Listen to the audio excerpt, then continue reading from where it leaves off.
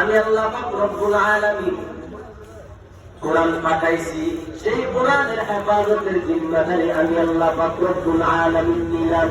দুনিয়ার কোন বাপের বেটার কোন সাহস নাই, কেউ পারবে না।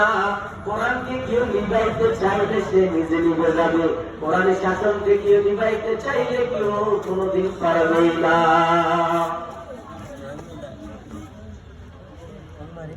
এই মাদ্রাসাটা কেন দেওয়া হয়? হাজারো হাজারো আলেম ওলামা কেন মাদ্রাসা দেয়?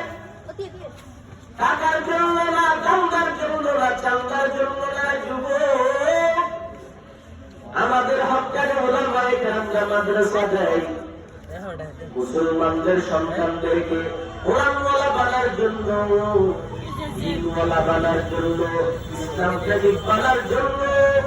যুবকদের মাধ্যমে সাহাবায়ে কেরামরা যুবক ছিলেন, যুবক সাহাবায়ে কেরামদের মাধ্যমে দিন বেশি প্রচার হয়েছিল।